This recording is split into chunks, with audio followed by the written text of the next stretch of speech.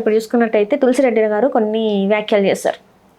వాళ్ళు అసలు కాపులు కాదు, వాళ్ళని అంటే తెల్లగా అంటారు. అండ్ ఇంకొకటి ఏంటంటే వాళ్ళని హీరోల కంటే ఎక్కువ కాపులుగా చూశారు కాబట్టి వాళ్ళకి అంత అభిమానులు ఉన్నారు. ఒక్కసారి ఒక వారం రోజుల పాటు ఇలా ప్రచారం చేస్తే వాళ్ళకి అసలు అంత అభిమానులు ఉండరు అని చెప్పేసి తులసిరెడ్డి గారు వ్యాఖ్యానించడం జరిగింది. దీన్ని అసలు ఎలా చూడాలంటారు? తులసి గారు చెప్పిన దాంట్లో కొంతవరకు కరెక్టే ఉంది, కానీ ఇక్కడ తెలగ అనేది 4 కులాలు కలిపి కాపుల కింద లెక్కేస్తారు. కాపు, బలిజ, తెలగ ఉంటుంది. ఈ 4 కలిపి కాపులు అంటారు.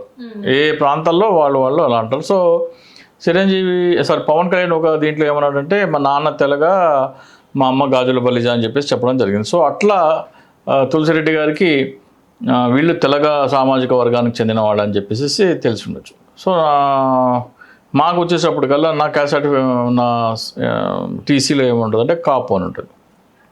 మా ఫాదర్ వాళ్ళ దీంట్లో కూడా కాపు అని ఉంటుంది. అట్లాగే తులసిరెడ్డి గారు చెప్పే ఇంకో వాదన ఏంటంటే రాయలసీమలో రెడ్లందరికీ వాళ్ళ క్యాస్ట్ సర్టిఫికేట్లో కాపు అని ఉంటుంది. తులసిరెడ్డి గారి పేరు తులసిరెడ్డి, కానీ క్యాస్ట్ కాపు. సో వాళ్ళు ఏమంటారంటే రెడ్డి, రావు అనేవి టైటిల్స్. చౌదరి, నాయుడు, రెడ్డి, రావు ఇవన్నీ కూడా కులం కాదు, ఇవన్నీ టైటిల్స్.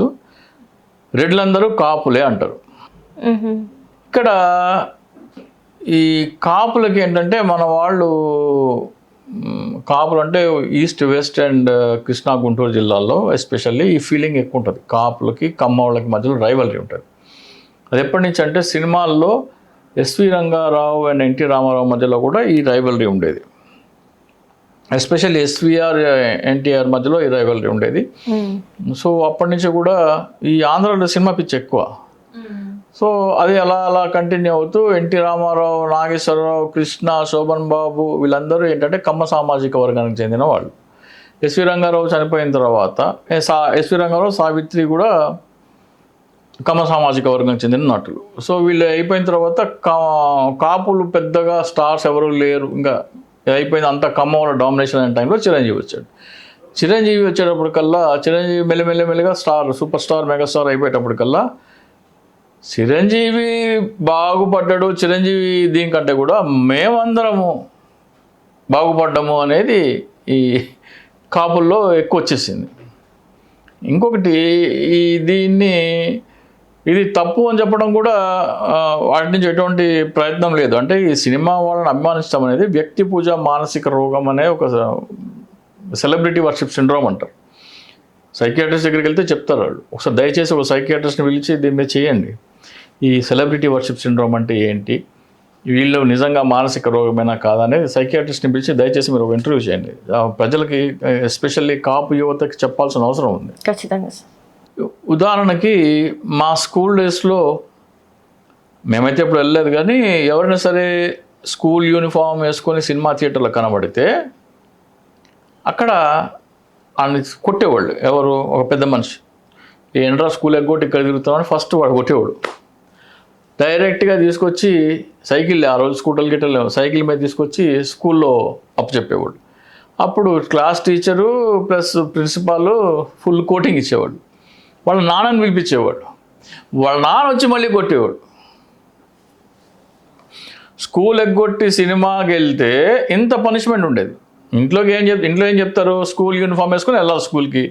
స్కూల్ ఎగ్గొట్టి సినిమాకి వెళ్ళాలంటే వేరే బట్టలు ఉండవు కదా, అదే బట్టలతో వెళ్ళాలి. అదే బట్టల్లో వెళ్తే థియేటర్లో వాళ్ళు పట్టుకుంటే వాళ్ళు సినిమా అయిపోయిన తర్వాత వాళ్ళని తీసుకుని వచ్చి స్కూల్లో అప్పచెప్పేవారు. నెలకు 1-2 ఇన్సిడెంట్లు అట్లా మా స్కూల్లో జరిగేవి. అక్కడ ఆడ కొట్టి తీసుకొచ్చి ఇక్కడ అప్పచెప్పేవాడు. ఇక్కడ రాగానే టీచరు, ప్రిన్సిపాల్ వీళ్ళు కొట్టేవాళ్ళు. మళ్ళీ తర్వాత వాళ్ళ పేరెంట్స్ కబుర్ చేసి వాళ్ళు వస్తే వాళ్ళు కొట్టేవాళ్ళు. అంత స్ట్రిక్ట్ పనిష్మెంట్. ఏంటి, క్లాస్ ఎగ్గొట్టి నువ్వు సినిమాకి వెళ్తే అంత తప్పు అది. ఇప్పుడు ఏమైంది, చిరంజీవి సినిమా వాళ్ళందరూ ఆడియో ఫంక్షన్లలో సార్ మీ సినిమా నేను స్కూల్ ఎగ్గొట్టి చూశాను సార్ అంటే శబాష్ అంటే ఒక తప్పుని ఎంకరేజ్ చేస్తున్నారు. తప్పు అని చెప్పకుండా ఇక్కడ రారా అని పిలిచి గూబమ్మ కొట్టి నా సినిమా కోసం నువ్వు స్కూల్ ఎందుకు ఎగ్గొట్టావు అని ఆల్సిన వీళ్ళు శబాష్ అని ఆయన కౌగులిచ్చుకొని బుధం తట్టేటప్పుడు కల్లా అడేమంటున్నాడు, మా అమ్మ నాన్న కంటే కూడా వీళ్ళు ఎక్కువ అయిపోయారు. అర్థమైపోయిందా? వాళ్ళు చేసే తప్పులను వీళ్ళు ఎంకరేజ్ చేయడం వల్ల సినిమా వాళ్ళ తల్లిదండ్రులు బర్త్డే చేస్తారో లేదో తెలియదు, కానీ సినిమా స్టార్ బర్త్డే చేస్తారు. ఎందుకు అభిషేకాలు చేస్తారు. ఇంకా ఎందుకు? వీళ్ళు చేసే బైక్ రైడింగ్ బైక్లో స్టంట్లు చేస్తే అందరు తిడతారు.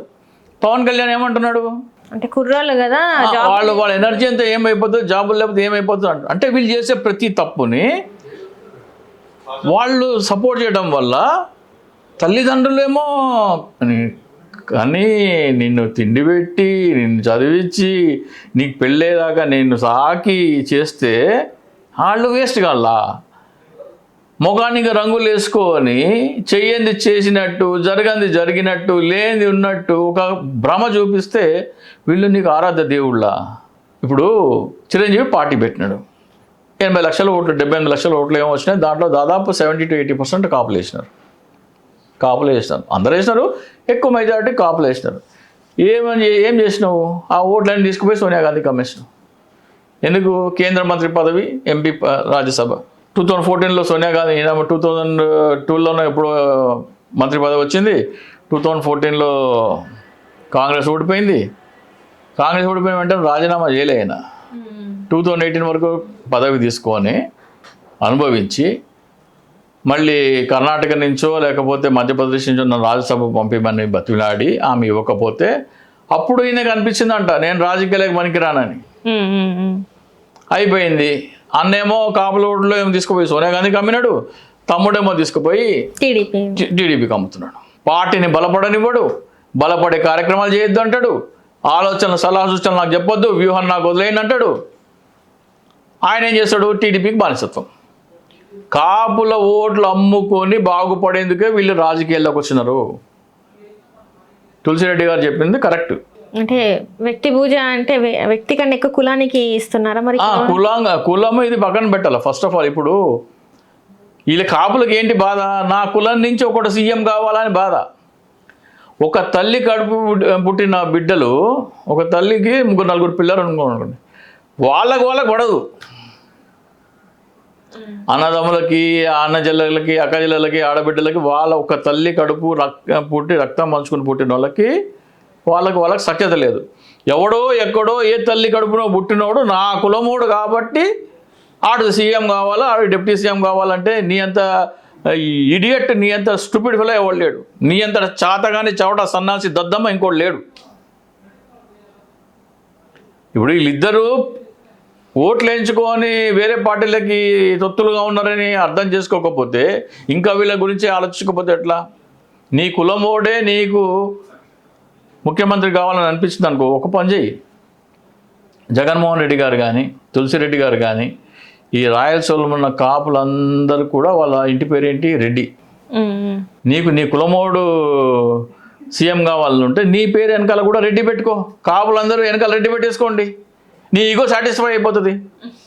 నువ్వు మోసపోవు కదా కనీసము. ఆంధ్రాలో ఉన్న కాపు, తెలగ, బలిజ ఉంటారు అందరికీ నేను ఏం చెప్తున్నానంటే మీ పేరు వెనకాల రెడ్డి అని పెట్టేసుకోండి. రెడ్డి పెట్టుకుంటే ఏమవుతుంది? జగన్మోహన్ రెడ్డి మావోడే సీఎం, అంతకుముందు కిరణ్ కుమార్ రెడ్డి మావోడే సీఎం. నీకు ఏం కావాలా? మావోడు సీఎం అని కాలం ఎగరేసుకోవాలా? నీ ఓడు ఏం చేస్తున్నాడు? నీ కులపోడు నీ ఓట్లు వేసుకొని నిన్ను మోసం చేస్తున్నాడు. ఆయన వదిలేసేయి, ఇక ముఖానికి రంగులు వేసుకునే బ్యాచ్ని వదిలేసేయి. నీ ఓడు సీఎం కావాలనే ఉంటే అయితే రెడ్డి అని పేరు పెట్టుకొని జగన్మోహన్ రెడ్డి సీఎం అయితే కాలర్ ఎగరేసుకో, లేకపోతే చౌదరి అని పెట్టుకో. చంద్రబాబు నాయుడు సీఎం అయితే కాలర్ ఎగరేసుకో. నీకు కాలర్ ఎగరేసుకోవడమే కావాలి కదా, నువ్వు పెట్టుకో పేరు వెనకాల నాయుడు, రెడ్డి, చౌదరి, అయిపోతుంది. నీకో సాటిస్ఫై అయిపోతుంది. నిన్ను మోసం చేసేవాడిని దయచేసి వదిలేయి.